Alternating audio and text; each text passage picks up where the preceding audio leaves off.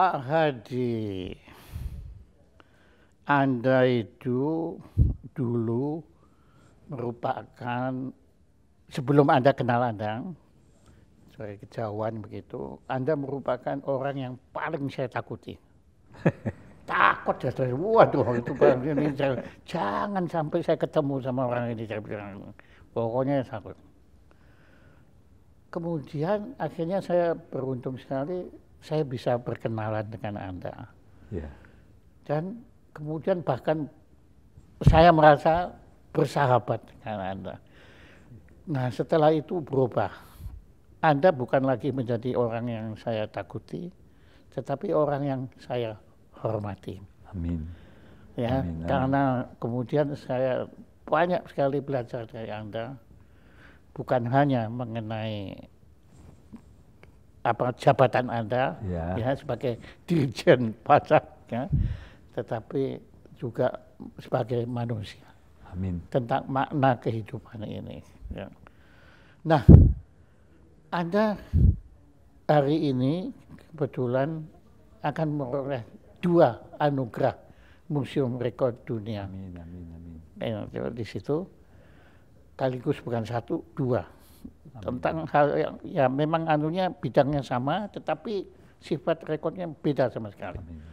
Bahkan saya akui rekod yang kedua itu saya malah belum mengerti sebetulnya, ya karena betul-betul spesifik ya anunya. Ya, tapi ya. Kalau rekod yang pertama saya mengerti benar. Amin, amin. Anda memang merupakan Dirjen Pajak, Direktur Jenderal Pajak yang pada saat ini itu berkarya di bawah pimpinan 3 presiden dan 5 Menteri Keuangan. Ya. Wah itu belum ada yang bisa nandingi. Ya, amin, amin.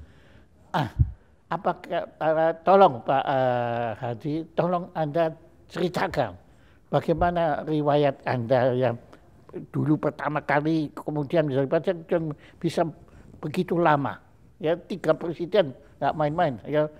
Mungkin tandingan Anda malah, itu siapa yang kepala polisi yang di Amerika itu malah kalah sama Anda itu, yang sampai dijadikan film, bintang filmnya DiCaprio waktu itu. Anda menjadi dirjen di bawah pimpinan 3 presiden, 5 Menteri Keuangan. Silakan. Makasih Pak Jaya. Pak Jaya ini memang saya pertama kali ketemu di Surabaya Januari 2006 lah. Saya ingat sekali. Wah, ya, Bapak saya ingat sekali. Takut saya Pak. Loh. Takut juga. Malah Anda takut sama saya. Oh, jajak sumo rusak saya ini. Ya Pak Jaya. Saya ini kebetulan waktu jadi Direktur Pemeriksaan Pajak. Direktur Pemeriksaan dan Penyidikan Pajak. Saya dipanggil Gus Dur. Nah, yang mengangkat Anda tuh Gus Dur. Panggil Gus Dur. Makanya cocok kita ya. Cocok. Jadi saya dengan Gus Dur, terus Gus Dur tanya, kamu Direktur Pemeriksaan kan? Ya Presiden, ya Bapak. Berani nggak kamu memeriksa orang-orang kuat kroni-kroni ini? Nah itu. Pertanyaannya begitu. Ya. Dan saya katakan, insya Allah berani Pak. Kenapa Anda menyatakan berani? Ya, karena apapun tugas yang mulia untuk mengetahui keabsahan semuanya. Benarkah jumlahnya yang dilaporkan? Lengkapkah itemnya yang dilaporkan? Jelaskah sumbernya yang dilaporkan? Gitu. Kok semua cocok? Kan ini. Untuk menguji kebenaran SPT yang dia isi. Baik dari jumlah, item, sama sumber. Kan ini kan sumber ini untuk benar-benar kita membuktikan seperti kasus-kasus yang terjadi di Al-Kapun CS lah. Nah, begini Pak, karena ini Gus Dur ya, itu wah saya sangat tertarik. Bagaimana menurut Anda kok Gus Dur bisa memanggil Anda? Kan mestinya banyak tuh, pilihannya banyak. Kok Anda yang dipanggil? Padahal jabatan ini kan jabatan penting sekali. Iya, begini Pak Jaya. Gus Dur itu punya teman untuk jalan pagi. pagi-pagi di istana, salah satu yang dia percayain namanya Bagus. Nah, Bagus ini yang bilang sama saya, Mas, Anda kan direktur pemeriksaan.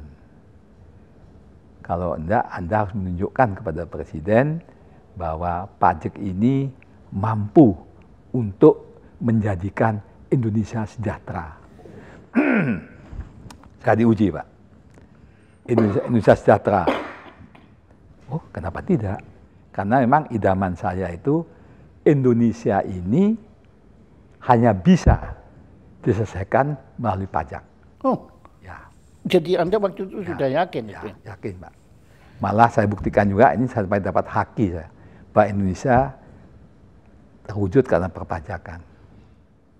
Ya, karena yakin, ini hal yang sangat sederhana sekali. Gus, kalau kita ingin mensejahterakan rakyat Indonesia secara sistem, hanya Al-Quran. Apa, Bung? Al-Quran hanya 2 kata. Silaturahim, jadi semua agama nerima. Silaturahim sama istiqomah, konsisten. Cuma itu aja.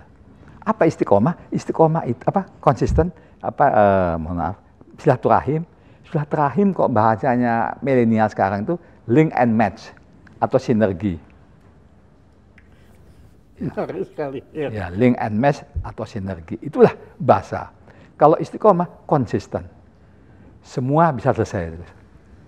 Kalau semua data-data yang dimiliki oleh instansi-instansi pemerintah, baik pusat dan daerah, lembaga-lembaga, asosiasi-asosiasi, dan pihak-pihak lain, wajib menyerahkan data-data tersebut kepada Direktorat Jenderal Pajak, baik yang finansial, baik yang non-finansial, baik yang rahasia, baik yang tidak rahasia. Ini harus tercipta, Gus. Kok ini tercipta, insya Allah bisa. Nah, menarik sekali bagi saya bahwa Anda datangnya bukan dari teori pajak, tapi dari Islam. Ya.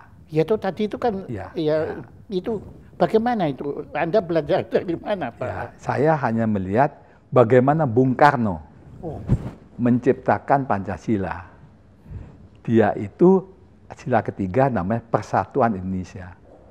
Persatuan Indonesia kan silaturahim. Ya kan, Persatuan Indonesia silaturahim. Jadi amatlah sederhana sekali karena semua sudah diatur di itu. Jadi Anda itu seorang filosof betul, Pak? Ya enggak, saya bukan filosof, hanya penggambarannya karena saya orang sederhana aja, tidak mau yang berbelit-belit tak berpikirnya. Wah, itu. Ya, karena kebetulan tahun 79 saya itu kesempatan ke New York. Oh. Ya, saya karena mau buka rekening, buka bank segala macam harus pakai SSN katanya, Social Security Number. Terus kami datang ke di Hayton, kantor SSN, sosial, kami daftar. Apa ini, saya bilang. Dijelaskan. Karena kami tahun 79 tuh Pak, ya 40 tahun yang lalu. Terus kami ambil NYU, New York University. Untuk ambil apa? Ambil yang second Pak, apa? Continuing Education. Bang saya seminar-seminar. Saya ambil yang bank sekrise, saya ambil juga Protek, yang banyak arahnya ke Social Security Number. Saya juga waktu di LA saya ambil juga bagaimana mengisi SPT Amerika 1040 yang paling dikenal susah dan rumit. Saya ambil 3 bulan, langsung saya juga jadi tukang nulis-nulis gitu aja di mall-mall tuh, ya semacam volunteer lah. Nah, dari situ saya tahu maknanya SSN. Ternyata Amerika ini bisa membuktikan terbalik negara pada semua pihak karena dia punya monitoring yang kuat. Inspirasi itulah saya kenapa Indonesia tidak. Kenapa Indonesia tidak? Apa susahnya? Jadi tergantung kemauan itu. Political will-nya. Itu aja. Nah, oke. Kemudian Anda menerima, diangkat menjadi Dirjen Ya, Pajak. tentu karena Jadi mempunyai. Gus Dur tuh yang mana? Ya. Saya nggak tahu. Ya.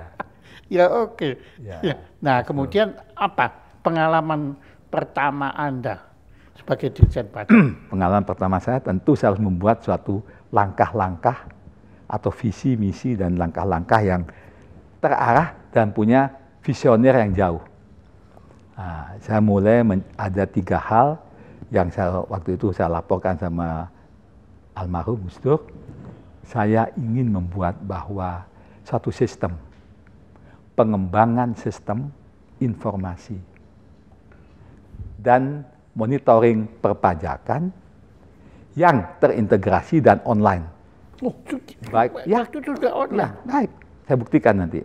Baik internal maupun eksternal. Artinya antar unit Kenapa yang Anda terkait. kok sudah masukkan online? Padahal zaman itu kan online belum. Google 2004 Pak, ini 2001. Google 2004, ini 2001 saya. Nah, iya. Dan saya masuk itu, waktu lapor saya langsung ke menteri saya atau ke pemerintah, tolong ini kita perjuangkan di DPR supaya DPR sama pemerintah setuju. Jadi Anda revolusioner. Ya. Terus kedua saya bilang, setelah ini begini, maka kita harus yang rahasia bank sekrise ini harus dibuka. Makanya yang kedua isinya adalah Undang-Undang 10 tahun 98 tentang pokok-pokok perbankan harus diamandemen, khususnya pasal 40 soal rahasia bank. Bisa diakses oleh aparat pajak. Yang kedua, lalu lintas devisa dan transaksi keuangannya bisa diakses juga oleh aparat pajak. Ini. Jadi di samping saya bikin sistem online, ini. Yang keempat, baru saya bilang, Gus Dur, semuanya itu seperti kita mau menikah, mau apa, saatnya satu, pengakuan dosa bersama. Ya. Ya Pak. Artinya apa? Marilah kita buka yang namanya tax amnesty. Oh itu. Iya, ada di undang-undang. Terus setelah DPR pemerintah setuju, saya jadikan undang-undang. Undang-Undang 19. Jadi tax amnesty itu ada yang ya, 1901 nomornya, Undang-Undang nomor 19 tahun 2001, tanggal 14 November 2001. Itulah undang-undang yang ada. Ada. Terus saya juga langkah ekstensifikasi dan intensifikasi perpajakan, canvassing, terus macam-macam. Gitu. Nah, terus link and match-nya itu saya MOU gitu. Tuh. Disitulah 2001 Pak. Iya. Begitu saya diangkat Februari 2001. Google 2004 ya? 2004. Duh. Karena yang terintegrasi dan online. Untuk itulah kami mendatangin Badan Cyber. Nah, pertanyaan saya. Ya. Kenapa Anda kok begitu mengincar online itu? Buat Anda penting sekali. Kami tidak rela bahwa negara selalu dikatakan KKN, tapi tidak selesaikan secara sistem.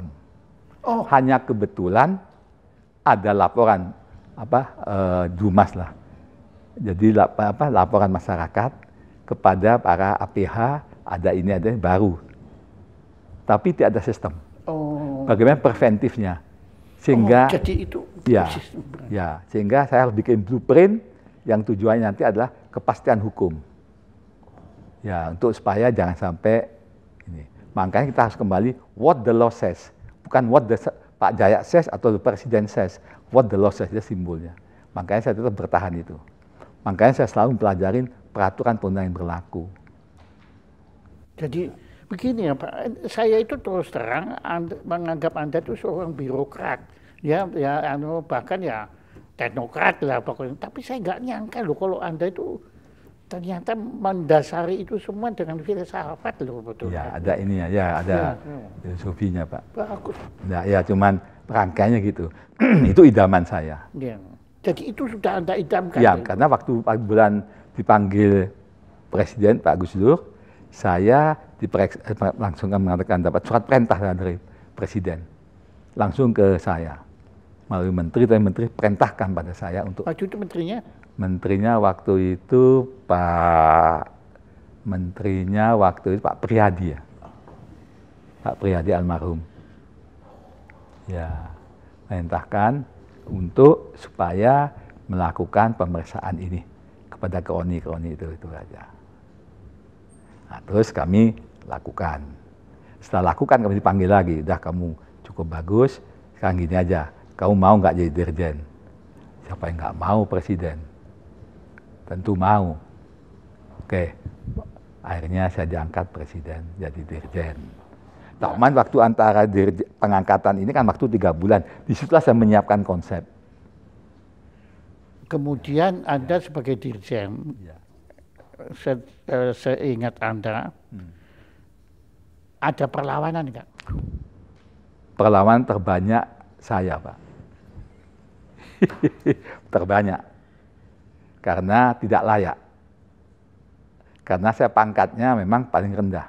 Saya pangkatnya kalau syarat untuk jadi KSAD itu bintang 3, saya itu masih bintang 1. Jadi itu menimbulkan ada kecemburuan Iya, juga. iya. Ya. Dan waktu itu ketua TPA-nya Ibu Mega. Ibu Mega ketua PA, memang kami pada waktu itu dicoret, karena persyaratan formal nggak memenuhi. Karena kami waktu ke New York, ke LA, itu kami cuti di luar tanggungan negara, sehingga nggak naik pangkat, nggak naik jabatan. Itu maunya Anda sendiri? Mau saya. Dan Anda bayar sendiri? Bayar sendiri. Karena bapak saya bilang, kamu harus sekali-kali jadi orang yang sudah sekarang kena pajak, sekian 5 tahun, dan kamu keluar dulu. Pokoknya, jadikan kamu rakyat yang benar-benar. Rakyat menderita dah di Amerika, dah kamu kerja sana. Iya, oke. Tapi kemudian Gus Dur kan orangnya berani kan Pak? Oh, berani ya. Diangkat. Ya. Nah, waktu Anda menjadi dirjen, Ya. kan Anda kemudian sudah punya program ini, Anda jalankan. Oh ya. Itu perlawanan. Ya, saya jalankan, Mbak. Enggak, perlawanannya Buaya, pokoknya saya yang luar biasa. 1, tidak layak. 2, saya tidak pernah mengalami suatu proses di mana-mana. Cuman saya hanya satu kantor aja, yang lainnya jadi tidak pernah mengalami jadi kodim, korem, ataupun apa. Jadi itu, Pak, seperti itulah penggambarannya.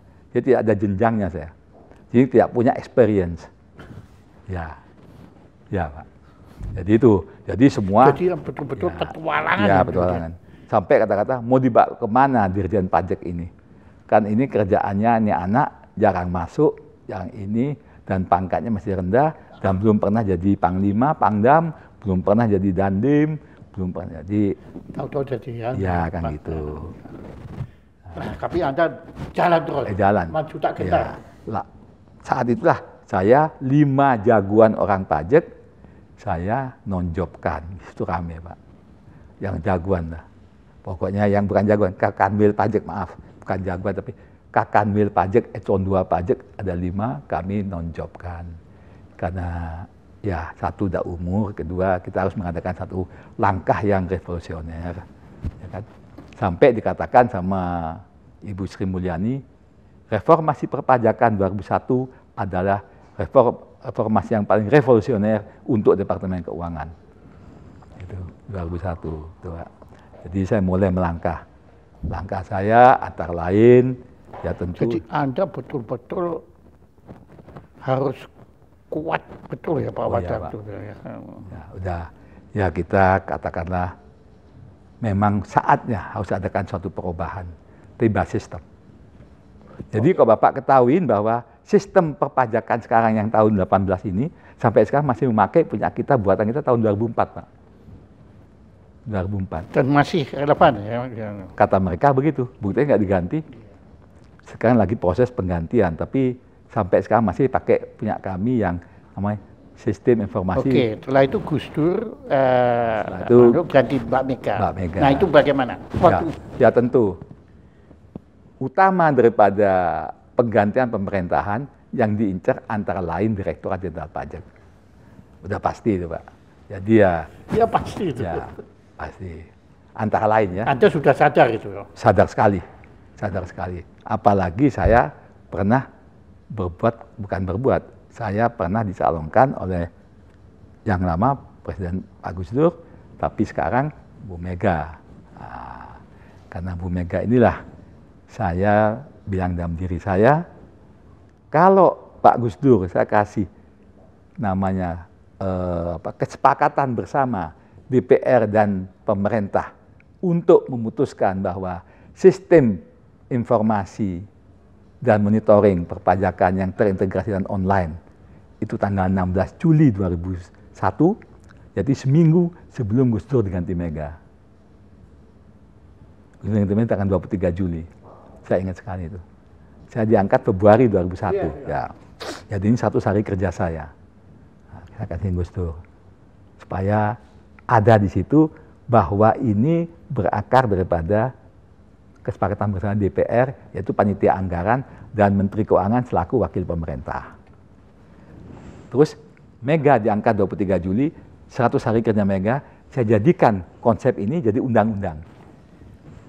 Undang-undang 19 tahun 2001, tanggal 14 November 2001. Itu 100 hari kerja Ibu Mega.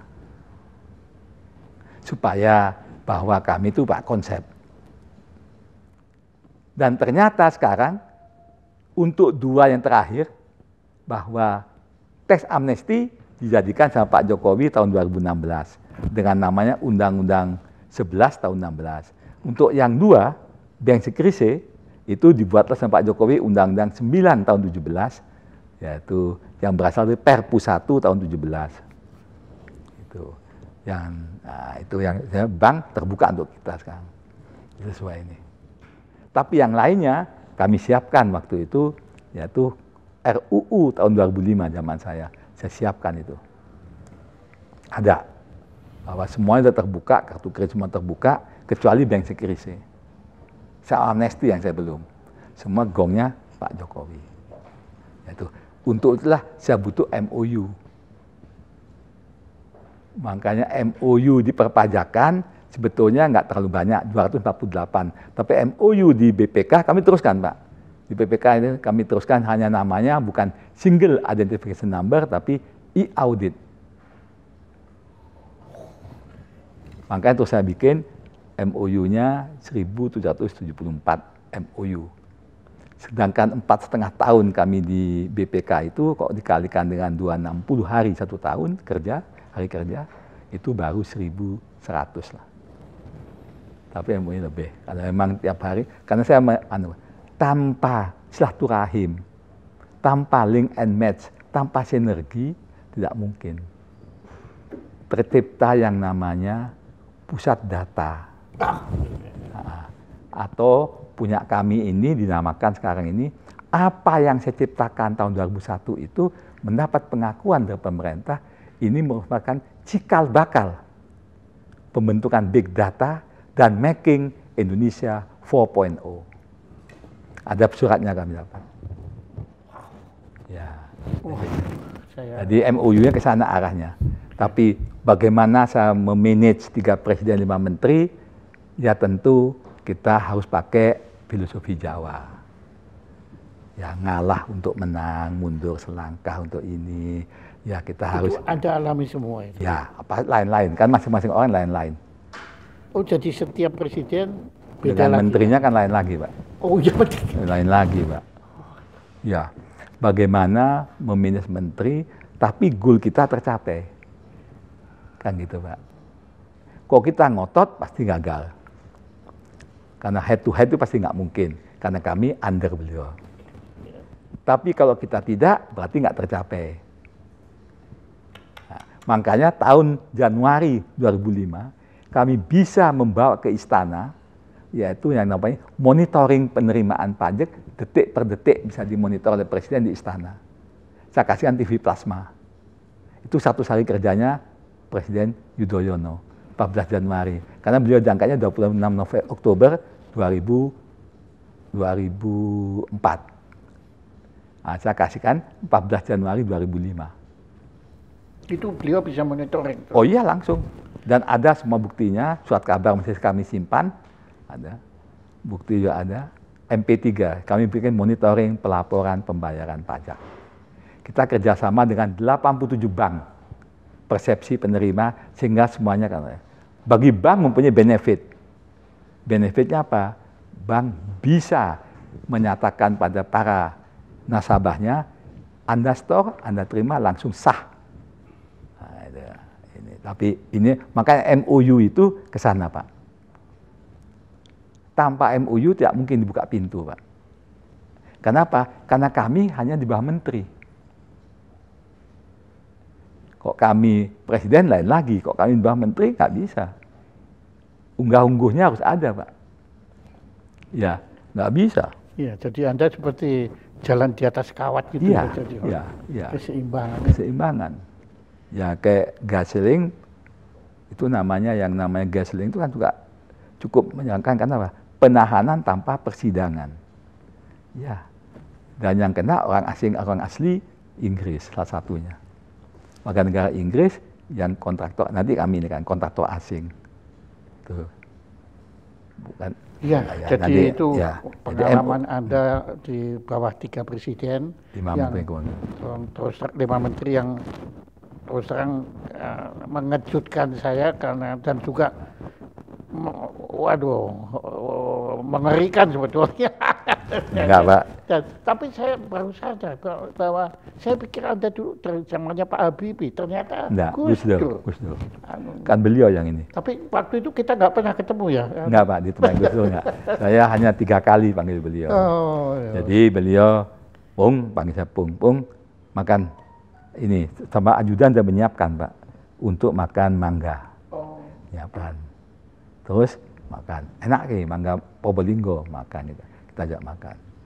Terus, ya makan enak. Presiden salah sih ini. Oh, tak pikir tidur kamu katanya.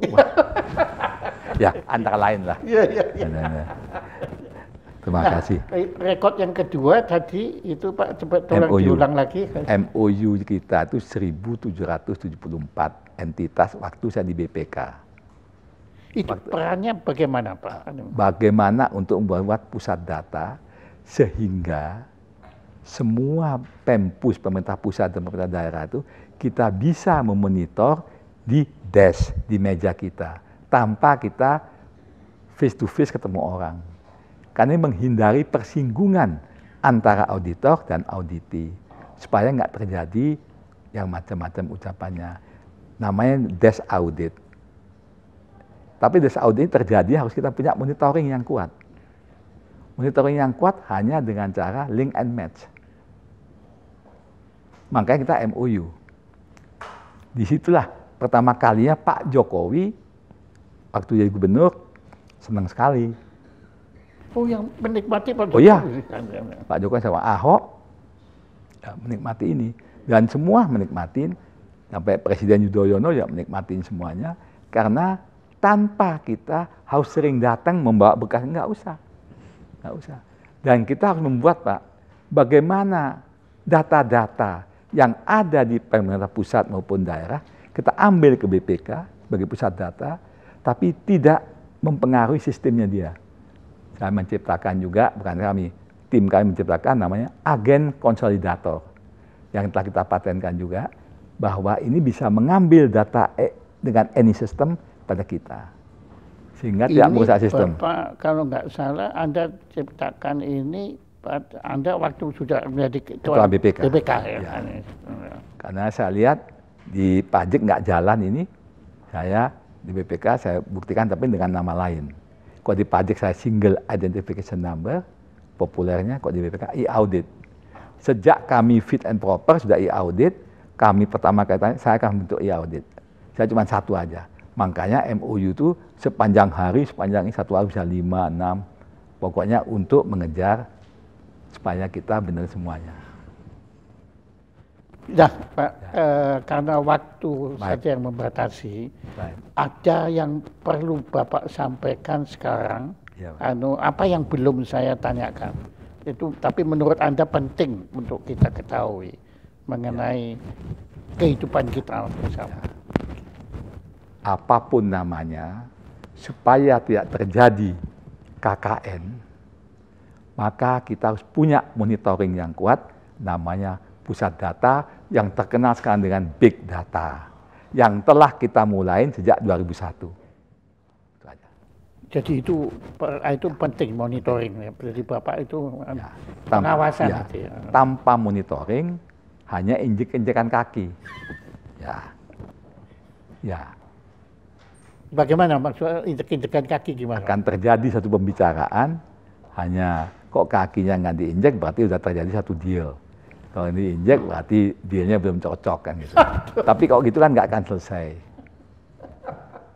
Dan semua terjadinya transaksi atau KKN karena adanya pengaduan masyarakat yang kalah bertempur pada waktu dia bikin suatu kontrak proyek ataupun apa namanya.